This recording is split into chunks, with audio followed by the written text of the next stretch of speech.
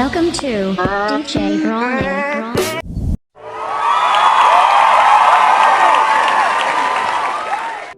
I have an exciting news for you. Plot Point Stories is a year old today. Isn't that exciting? Yeah, it is. It is.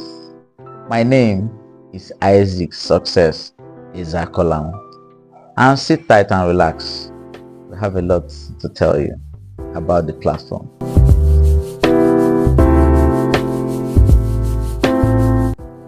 Let me start by bringing in my own story. Have you ever seen a rusted iron? It is far from being smooth.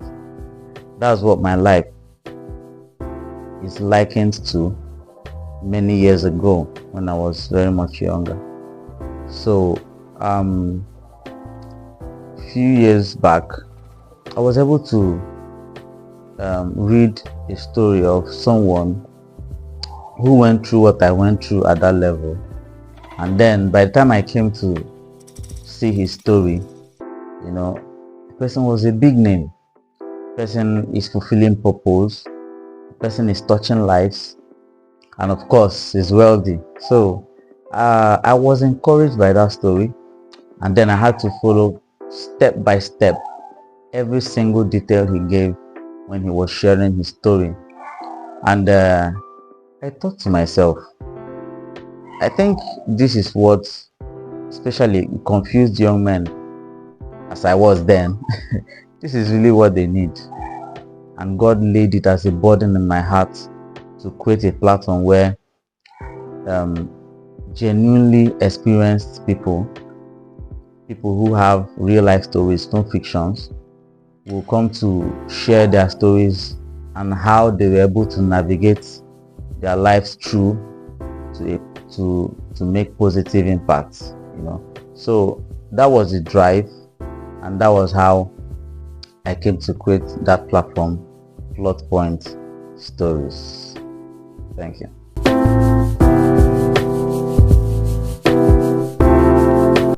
Now, Plot Point Stories, I sat down and I asked God, how do I come about a name? Because the name of a brand, the name of a human being tells a lot and kind of speaks into the life of that person or the life of the brand, because that's what everybody calls it. So now the plot of a story is that point in a story that hits you and you're like, oh wow, those points in somebody's story that really resonates with you, and then those points will now tend to give you a roadmap. I would say that man that I listened to his story, those places that encouraged me are the plots of the story for me, are the plots of his story for me. So hence the name Plot Point Stories. Thank you.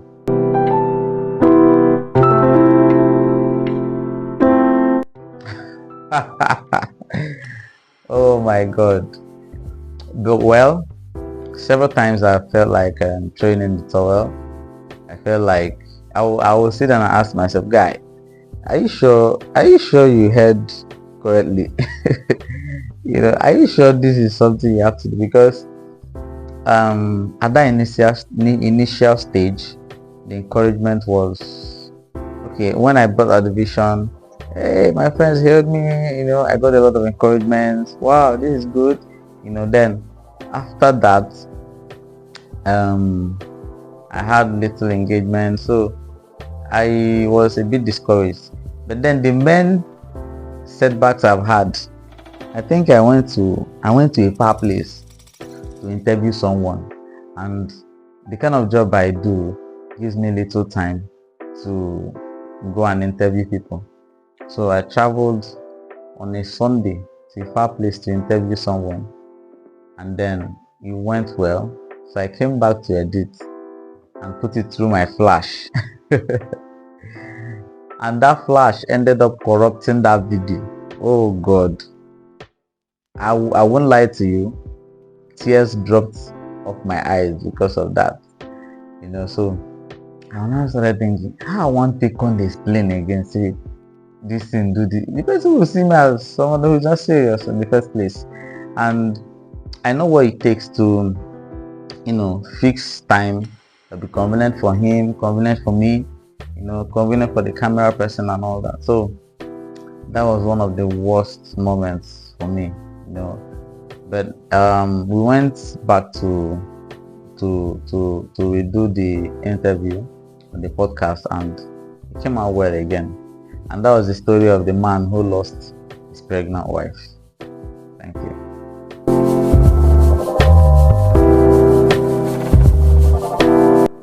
The journey so far has been an interesting one. There's been ups and down moments, but I'm enjoying every bit of it. Okay. I've grown for every video, for every podcast. There's been the creativity keeps increasing, and I love it. I love it. It gives me a lot of joy to see that people are being blessed by those stories that have been shared, by those educative contents. Whenever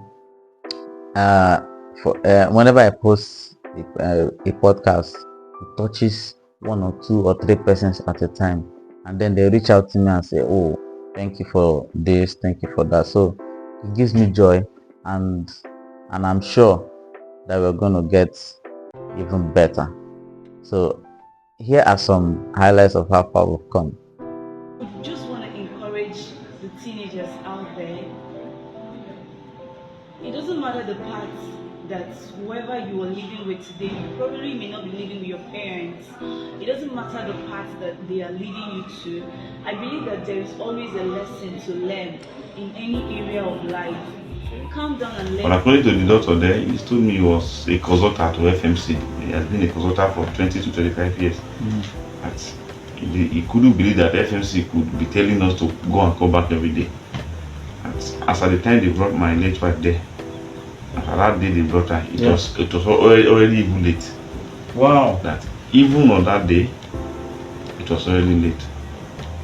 Even as at a week ago, it was even still too late. What? As at a week ago, it was only the baby that could have been saved. That my wife would have still died.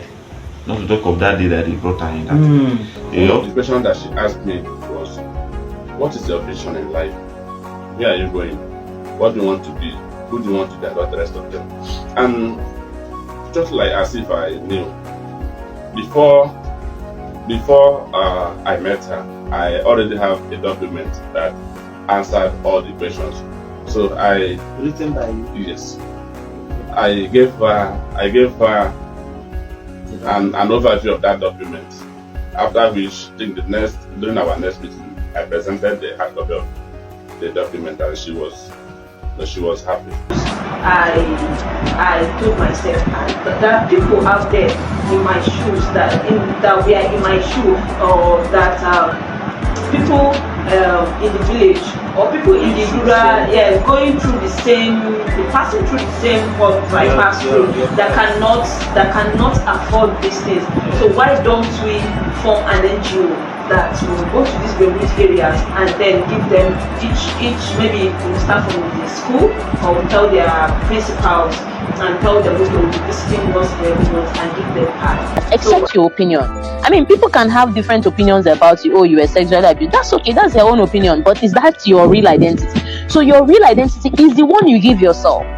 So if you end up giving yourself identity of, oh, I'm a sexually abused person, I'm a domestically abused person, then that becomes who you are. But if you see it as just an event, yes, it becomes your reality. But if you see it as an event that happened, it will remain like that. So I prayed a prayer someday. I said, Lord, give me the grace to forgive my wife in advance. That is, I have forgiveness stored stored in an account already for her. So whatever she's doing now, she's debiting. She's only debiting. As she's debiting, I have made up my mind to keep crediting. She does anything, I just look at her, I smile because I have forgiven. She just goes ahead to withdraw. You have to face this. It might not come directly to you, but it's coming gradually. In fact, the way they treat you, in fact, you'll be segregated in some trainings. There are some trainings that, in fact, there was a point in training ground where we were training. They were expecting me, my teammates were expecting me to be chasing every ball I see. David chase. So I got to a point that you are closer to the opponent. Why not chase the ball? Why me? They say because of the machine, and that's what the law shows that they are seeing you as a machine, not a human being. So it's part of crazy. So and when you don't. So what's your final advice to individuals out there, young men who would like to, hop into the network? Like I said, you have to have patience as a virtue. Okay. If really you want to succeed as a remote worker, you have to be patient and you have to pray. You have to pray to whichever God you believe. Still breastfeeding for them for their first 6 months, right? Okay. So after 6 months, if you can actually breastfeed them for 1 year, that's excellent. But if you cannot, 6 months exclusive is okay. It's okay. So after the 6 months, you now introduce complementary feeding. So at least you give it like 1 year before you introduce the warming to them, right? Okay. So but for adults, at least 4 months interval for adults. Okay, 4 months. Yes, 4 months interval. The 1 year stop. Those in high offices can still worship. Yes. I didn't go to God because I was frustrated. By the time I repented, I was not doing that. So it was like. What was the man who got in there? So I didn't go. All I was doing was anything I get, I throw at them. But then I had lovely friends that stood by me. Who knew my family needed help, who kept supporting them. Wow. But it wasn't easy for my wife. Raising those 2 kids, between that, to the brethren. Because my second child was barely 9 months when I lost my brother. But she kept true. And I come from Musuka, I come from English, and I probably believe that you should marry from our place. It's culture of who you know. We have this fear about marrying people from Nigeria. They'll tell you how many people and those kind of things. So I married from Imo, and some people had that fear. But I can say, if I did not marry, maybe if I married somebody from my place, the woman would have had the patience to take care of those kids. My wife stood. Were there fears you had about Nigeria before coming here? Yes. And would you say those fears are true or manifested by us? So that those that are afraid to go to Nigeria will listen to you and change their lives? Yes. Before I came, when he told me we were going to come here, I was like, I thought about it. Of course, I was loved it. I loved the idea because I love moving to new places. There's this love for adventure. So, but then Nigeria was these days. This Nigeria we see on TV that is very wicked. Nigeria is on TV. Yes. There is this Nigeria I saw on TV that is very dangerous. People are killing each other. People turn into yams. Yes. Oh my God. Using them for bad rituals, something like that. Can I? No, Those are movies. So. Go ahead, go ahead. I see that many of people face is what I call identity crisis. Not identity crisis. Many young people are not very sure who they are, not sure what they believe, why they should believe those things.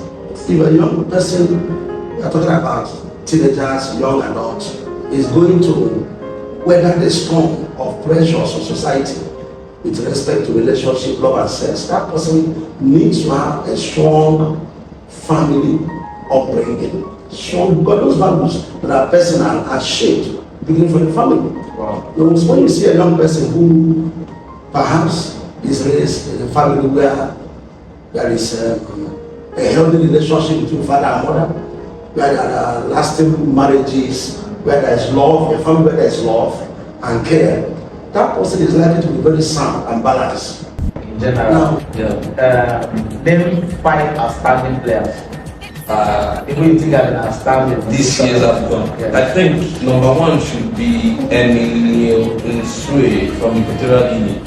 He's the highest goal scorer. And Equatorial Guinea shocked everybody. The thoughts would be. For me, that's the beauty of this tournament. Yeah. Nobody expected it. Everybody's in suspense. You can't say this person is going to cancel it right now. Yeah. He's been outstanding. He has scored. I think he has scored up to 70% of their goals in this competition. He has been very, very outstanding. All right. One thing I know you guys do is particularly is branding. So, in your own way or your own unique way, how would you define branding to a layman? Branding simply means the identity of a business identity, And I do tell people that branding is beyond logo and tagline. You need to be able to create a unique perspective that, interests your audience, your consumers, that make them like whenever they need a service related to what you provide, you have to be the first person in mind.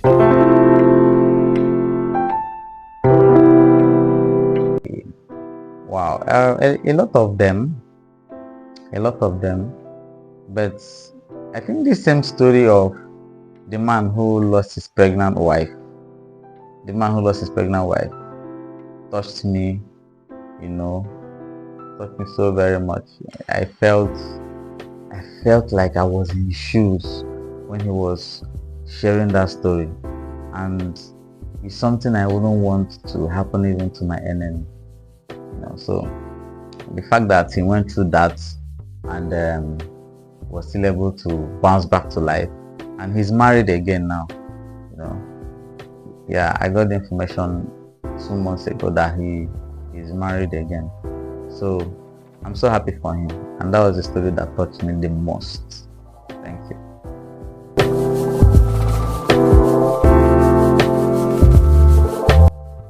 Well, it took me almost 2 years to hit this dream running. That was because I started thinking of how to go about it, the resources needed, how I'll be trained, what will people say, how will people look at me, the people that will interview, where would they come from, But today, I can boldly tell you that so long as it's a dream that's given to you by God, start. So long as you're in the process and you're on the right track, He will definitely make provisions for you. I won't go into details to tell you the things I've gotten and how I've been able. I have a lot of people right now waiting for me to interview them. All right, so if you have a dream and you're afraid, start. I want to encourage you. I want to assure you that God will make resources available. Trust me. Okay? And in that dream and purpose lies your wealth. Thank you.